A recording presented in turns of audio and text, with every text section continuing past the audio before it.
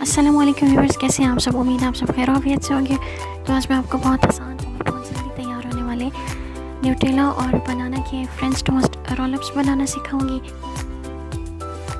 तो इसके लिए हमने 4 स्लाइस लिए हैं ब्रेड के, और यहाँ पे हम हेज़लनट का जो स्प्रेड है वो यूज़ करें। आप इसकी जगह न्यूटेला भी यूज़ कर सकते हो। 2 चम्मच हमने यहाँ पे घी यूज़ किया। आप बटर भी ले सकते हैं। 2 चम्मच हमें दूध चाहिए, और 1 चुटकी हम दालचीनी का पाउडर और 1 अदद अंडा हमने लिया है। 2 चम्मच चीनी हमें चाहिए, और चंद कतरे हम यहाँ पे वनीला एसेंस के यूज़ करेंगे। सबसे पहले जो ब्रेड उसके चारों कॉर्नर्स हैं वो हम छुरी की मदद से उतार लेंगे।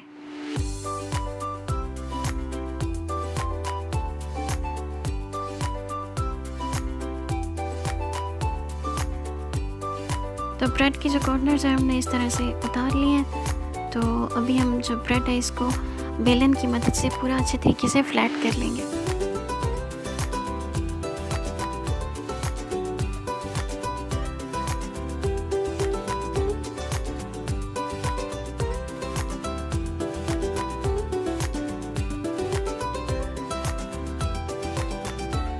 सारे जो ब्रेड के स्लाइसेस है इस तरह से हमने उनको फ्लैट कर लिया बेलन की मदद से। तो अभी हम इसके ऊपर चम्मच की मदद से हेज़लनट स्प्रेड लगा देंगे।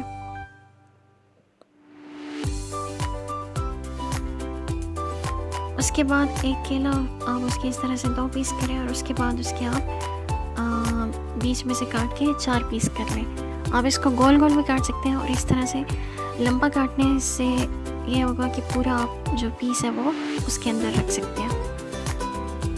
तो इस तरह से आप इसको इसमें रख के, तो इस तरह से आप इसे फोल्ड कर लें।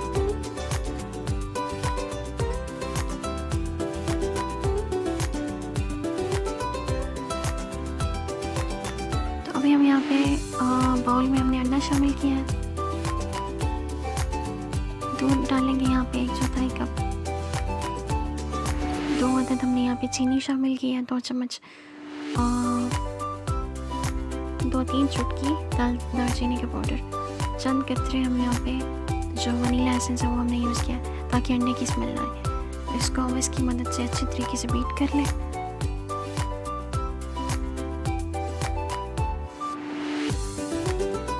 तो कोटिंग का जो बैटर है वो हमारा अच्छे तरीके से बीट हो चुका है।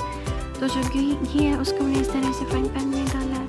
जब थोड़ा सा वो गर्म हो जाए तो उसके बाद जो हमने इस तरह से ब्रेड के रोल बना के रखे थे उनको इस बैटर में डिप करके बिल्कुल हल्की आंच पे आप इसको 2 से 3 मिनट के लिए गोल्डन ब्राउन कर लें।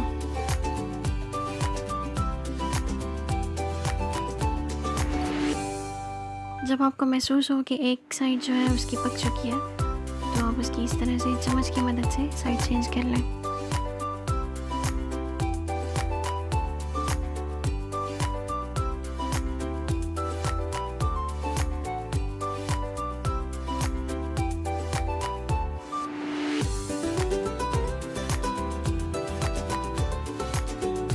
तो इस तरह से हमारे माशाल्लाह बहुत आसान और बहुत मज़ेदार